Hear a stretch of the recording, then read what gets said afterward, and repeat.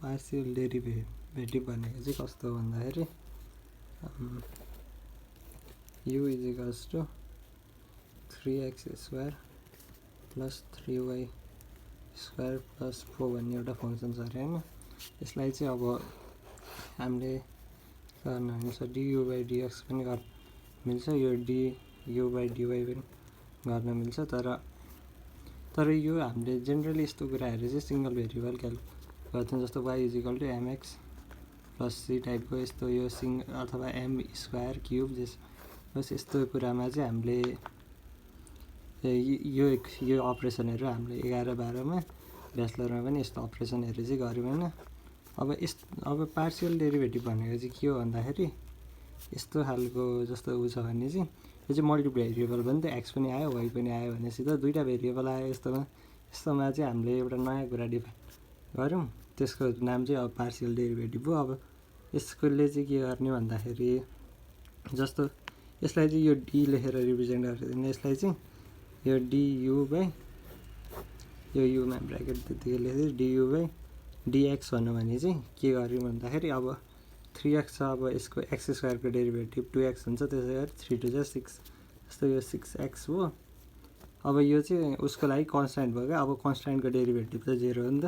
यो यदि एक्सको लागि पार्शियल डेरिभेटिभ यो सिम्पल पार्शियल डेरिभेटिभ हो, एक्सको लागि पार्शियल डेरिभेटिभ गऱ्यौँ भने चाहिँ यो चाहिँ कन्सट्यान्ट हुन्छ। अब यो 4 त त्यसै पनि कन्सट्यान्ट भयो, अब प्लस 0 यो भनेको चाहिँ एउटा पार्शियल डेरिभेटिभ गरेको इक्जाम्पल भयो होइन। अब यसै गरी उसको रेस्पेक्टमा पनि गर्न मिल्छ डियु बाई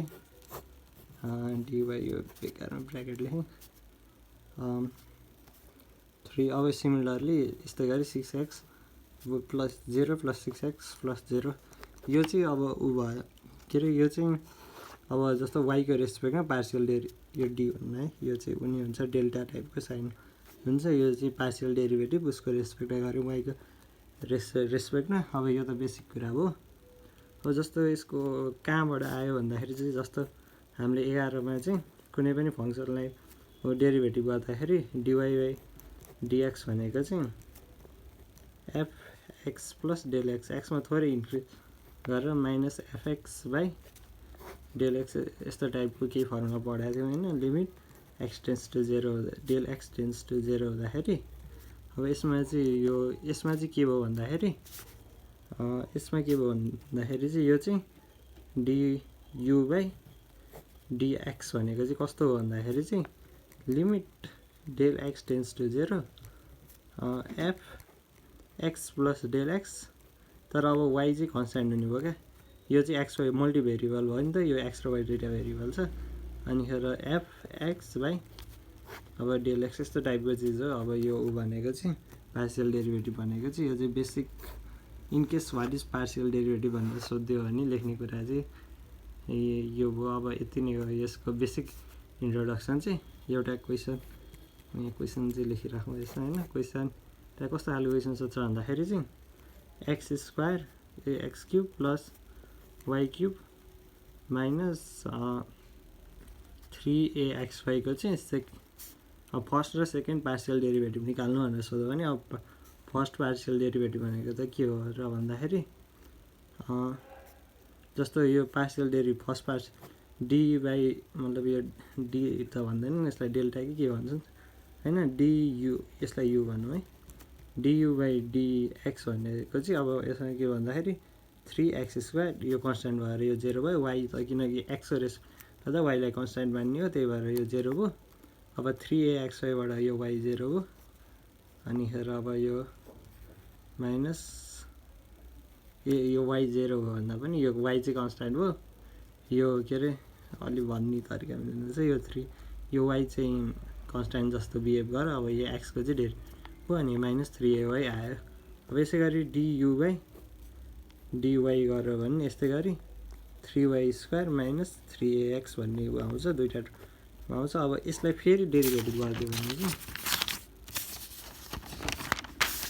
अब यसलाई जस्तो डी स्क्वायर वाइ यु भनौँ, यु बाई डी यो डी भन्नु है, यो अलिकति गोलो खालको टाइपको डी छ। डिएक्सको स्क्वायर भनेको चाहिँ कति भयो भन्दाखेरि अब फेरि यहाँ एक्सको डेरिभेटिभ हुनु गएर यो चाहिँ कन्स्ट्यान्ट भइगयो किनकि यहाँ वाइ छ। अब यो चाहिँ 3 भनेपछि 6x हुने भयो, यो 6x हुने भयो, यो 6x भयो।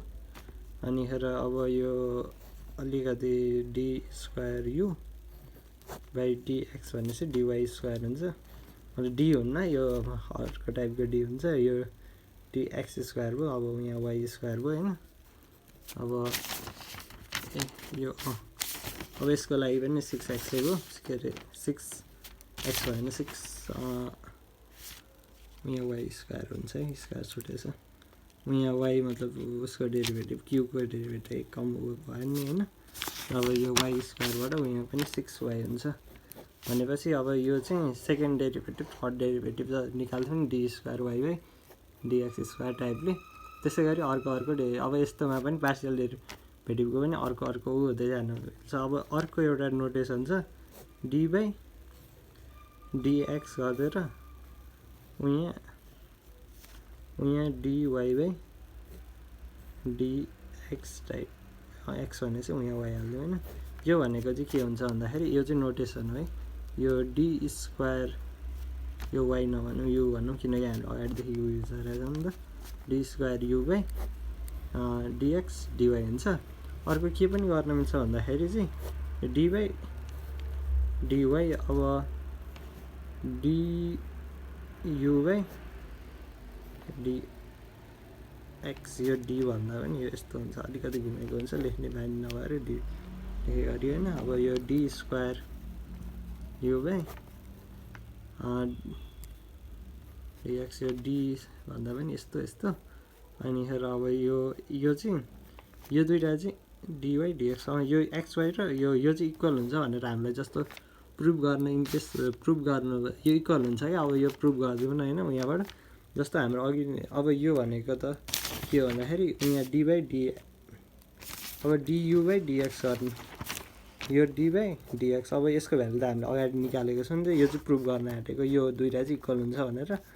अब यो डियु बाई डिवाई भनेको त यहाँ निकालेको छु 3y माइनस 3ax भनेर, 3y माइनस 3ax होइन। अब यसलाई गरिदियो भने 3y स्क्वायर, वाइ मात्र होइन।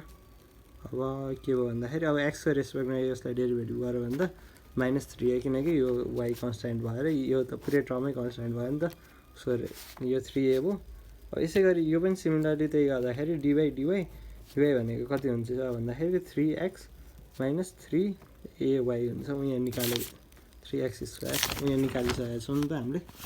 अब यसलाई गरिदिँदाखेरि चाहिँ माइनस 3a भएको जस्तै गरी यहाँ कति हुने भयो भन्दाखेरि